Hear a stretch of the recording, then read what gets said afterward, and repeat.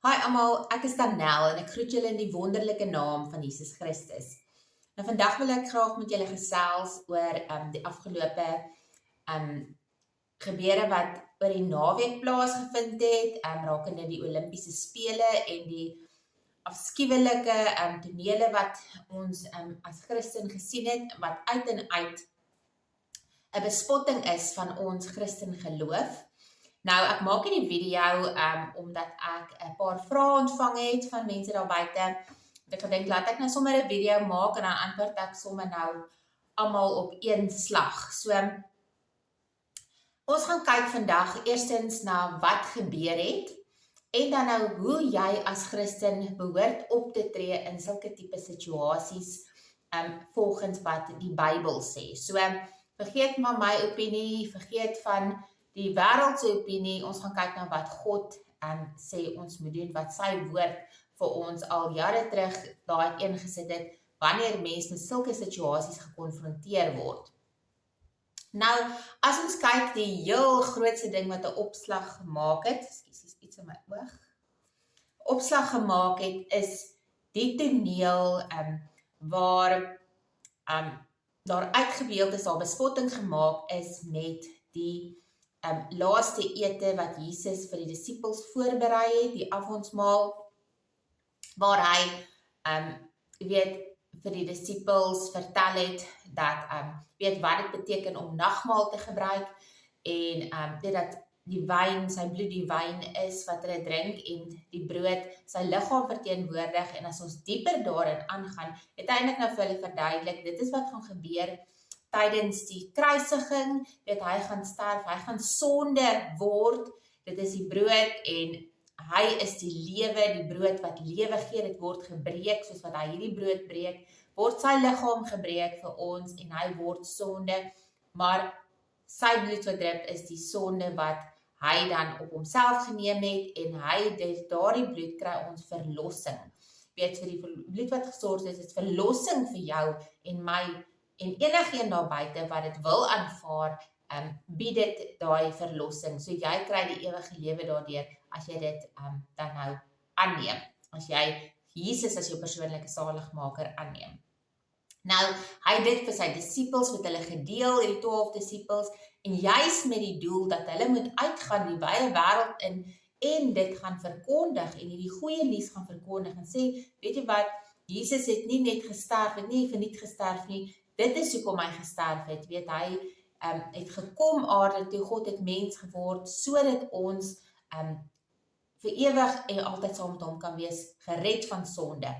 Maar wat doen hulle toe by die Olimpiese spele? Hulle maak 'n replika van die Leonardo da Vinci se skildery en The Last Supper.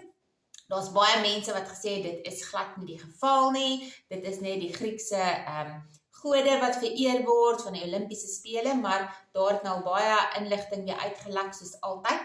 Duisternis kom altyd na die lig toe. Dit was selfs op hulle 'n program gemerk as The Last Supper.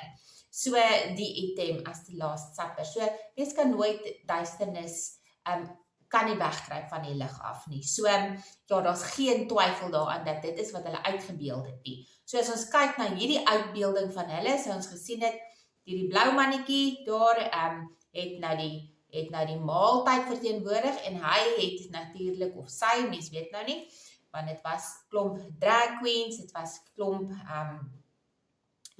die hele LGBTQ plus gemeenskap het dit verteenwoordig en hy het uitgebeeld, hy is hierdie maaltyd wat nou voorberei word en as jy die Griekse mitologie ken, dan weet jy dit, hy verteenwoordig die god van wyn, Diana, en so wat hulle dan sê, ons in die Christen geloof glo dat Jesus die wyn, wat sy bloed wat gesterf is, bring vir ons verlossing, so hulle glo jy het nie God se vergifnis nodig nie, jy moet net jouself wees, jou losbandige self, en jy kan jouself red, jy kan losbandig aangaan in jou sondige natuur voortgaan, hierdie wêreldse wyn drink, hierdie wêreldse verlossing kan jy geniet, en jy sal okay wees. So dit is basies wat hulle sê, en dan hierdie disippels, wat dan nou om hierdie tafel gesit het is duidelik nie disippels wat daar is met 'n doel om, hierdie verlossingsboodskap uit te gee wat Jesus bied nie. Nee, hulle deel natuurlik die teenoorgestelde uit. Hulle gaan ook om disippels te maak, hulle verteenwoordig ook om disippels te maak, maar natuurlik disippels vir Satan, disippels vir die wêreld. Hulle sê hulle sal bly soos wat hulle is. Kom uit jou kassie uit. Wees jy die persoon wat jy is. Hulle leer jou nie wat Jesus leer, want sy sê sterf in jouself nie en word meer soos Christus nie. Hulle embrace eintlik wie hulle as mens is en wat hulle wil wees, die eie ek staan hulle op. So dit is teenstrydig. En wat my verskriklik ontstel het van die hele situasie, as jy 'n bietjie mooi daaroor gaan dink, is dit eintlik so 'n klap in jou gesig, dit wat Jesus vir ons gedoen het. Hy het vir jou gesterf aan die kruis. Gaan kyk in jou geestesoog nou, dan gaan sien jy hierdie toneel afspeel waar Jesus gekruisig is, die pyn en die lyding wat hy vir jou sondes moes deurgaan. En dan weeg jy dit op teenoor hierdie mense wat 'n bespotting daarvan maak.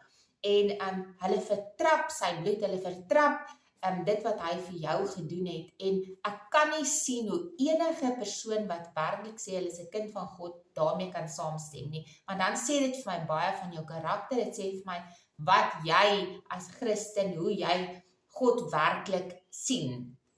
So, as mens hierdie goeters begin verstaan, en as jy besef hoe God teen afgoderry is, hoe God dit verafskie, dan gaan jy nie eers 2 keer dink, dit gaan nie eers vir jou opkom nie, om te sê, maar weet jy wat, sê nou maar jy's 'n atleet, en dis die voorbeeld wat ek gebruik het, sê nou maar jy's 'n atleet, en jy's daar, en jy staan nou voor hierdie keuse van wat om te doen, dan moet dit moet nie eers 'n keuse wees nie. Jy moet weet, God kom altyd eerste. So ja, ek gaan nou vir julle uit die skrif uit lees hoe duidelik God vir ons sê wat ons moet doen en hoe ons moet optree. So ja, buiten hierdie groot toneel dan natuurlik van die avondmaal wat 'n groot bespotting is en in jou reguit in ons gesig vir ons gegee is daar natuurlik God is absoluut, hy haat sexual sin, hy hou, dit is absoluut vir God 'n gruwel en dat hulle juist dit gebruik. Onthou God haat nie die mens nie. Ek wil dit duidelik maak. Mense moet nou nie weer my woorde gaan hierso kom verdraai en ek sê God haat daardie drag queens of daardie homoseksuele persone nie. God haat daai tipe sonde, hy haat daai gees wat daar heers en wat die mense wil manipuleer en oorheers. So God haat dit want hy weet die verwoesting wat dit bring, hy weet die pyn en lyding wat dit bring, die verwarring wat dit bring, die eie ek wat dit bring en op die ou ende dryf jy al hoe verder weg van God af en wie hy jou geskaap het om te wees in sy beeld. So wil dit ook net noem. So buiten dit nou het hulle ook hierdie metaalperd gehad met hierdie doodsfiguur wat met hierdie persoon, die doderyk, 'n doodsengel wat op hierdie perd gery het, geraamte, wat die doodsengel verteenwoordig of the spirit of the Olympics soos hulle sê, maar daar's soveel ooreenkomste wat as mens jou Bybel ken, hoef jy nie eers 2 en 2, weet jy, hoef nie eers ver te gaan om te soek, jy sit onmiddellik 2 en 2 bymekaar en dit lyk vir jou baie soos die valperd van Openbaring wat dood bring, gees van dood. En daar's soveel tonele wat die dood uitgebeeld het. Ek meen, Olimpiese spele is veronderstel om oorwinning uit te beeld, jy weet, lewe uit te beeld. Weet, oorwinning, jy's bly, jy het gewen, dis lewe, dis nuwe lewe, nuwe toekoms vir sport. Maar al hierdie doodstonele, hierdie Metallica groep wat heavy metal groep wat opgetree het, waar die hele geboue gelyk het of hulle aan die brand is, wat absoluut die hel uitgebeeld het. Marie Antoinette wat in die vensters uitgebeeld is met haar kop wat afgekap is of afgesny is of wat ook al maar hang. Die woorde, die liedjies, die lirieke wat gesing is, As jy kyk na die groep, die heavy metal groep wat dit gesing het, en jy na hulle lirieke gaan kyk op hulle album, sê jy net sien, dit gaan alles net oor dood en oor Satan. En ja, hulle het die goue kalf uitgebeeld, ons weet hoe gruwel dit vir God was, daar die Egiptenare, nadat God die Israeliete uit Egipte bevry het, al die wonderwerke vir hulle gedoen het, toe Moses opgegaan het na die berg toe en hy kom weer af onder toe, so waar is wragtig aanbid hulle hierdie goue kalf wat hulle gemaak het. Mense, julle moenie dink, die mense wat hierdie goed in plek stel, is weet nie waarmee hulle besig is, want as jy dink, dit is maar net toevallig, en dit is maar net Griekse mitologie, en dit gaan net alles oor die agtergrond van die Olympiese spele, dan is jy baie naïef. God waarsku ons, in die laaste dae gaan daar die gees van misleiding wees, dit gaan absoluut chaoties wees, mense gaan die ander pad kyk, want hulle wil nie gekonfronteer word met hierdie tipe van dinge nie, hulle wil eerder met aangaan en die vrede bewaar, maar wat het Jesus gesê, wat het gebeur met sy disippels? Sy disippels het ieder en elke ene 'n baie moeilike dood gesterf, hulle was vervolg, want Jesus sê, as jy vir my opstaan, gaan mense jou haat, hulle gaan jou vervolg.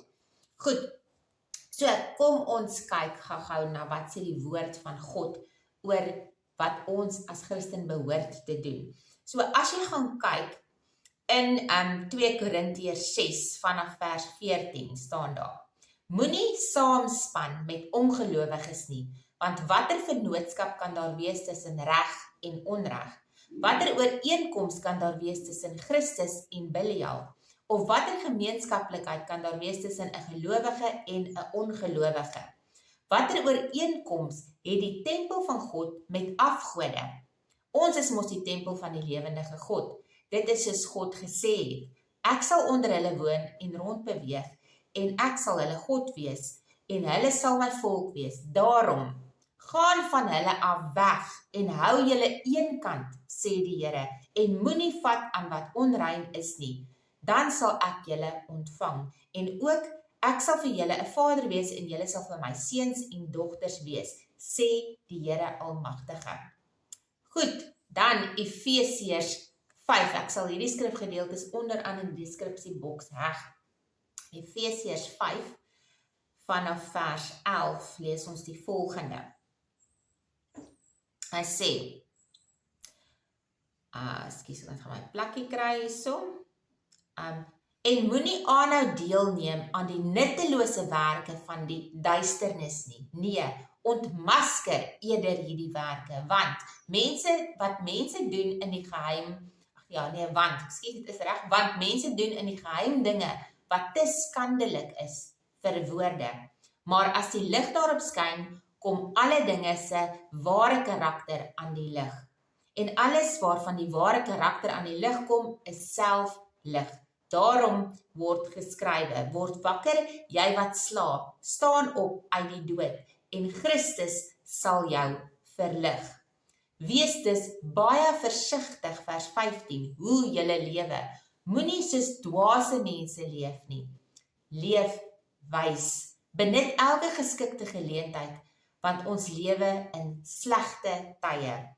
Moenie ondeurdag optree nie, maar probeer eerder uitvind wat God se wil is vir jou lewe.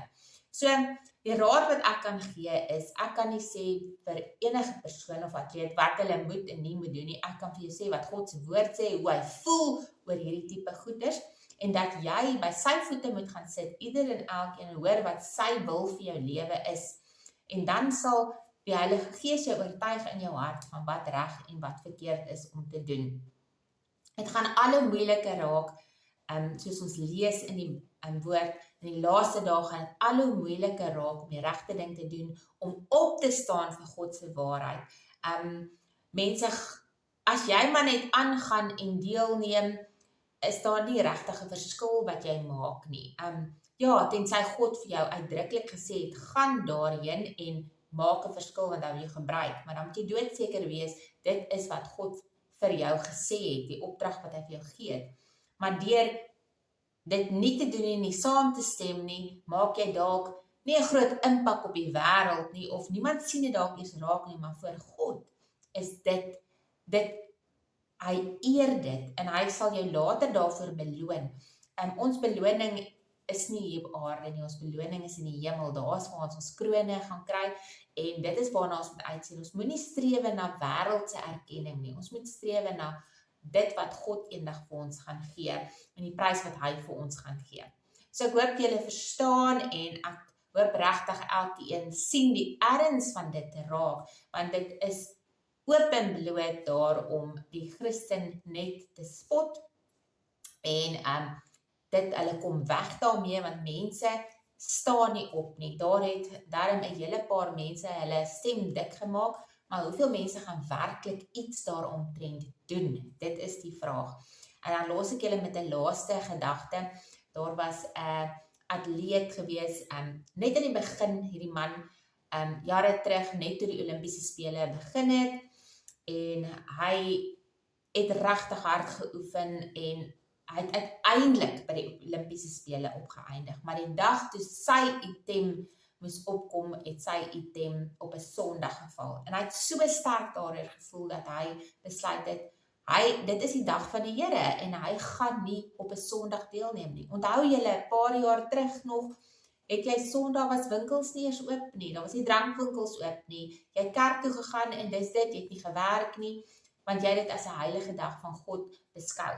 En hy het besluit, hy gaan nie deelneem nie, en hy het al sy jare se oefeninge prysgegee, maar vandag maak dit opslag, vandag is sy naam al buite, mense gebruik dit, vandag is dalk nou honderde jare later, maar ja, nou is dit aan die lig gekom. So, ja, op die einde van die dag is dit elke ou se besluit, en elke ou se saak met God alleen, net jy alleen sal kan besluit wat jou gesprek is tussen jou en God. Okay, julle, tot ons volgende keer weer gesels. Mag julle 'n wonderlike naweek hê. Shalom.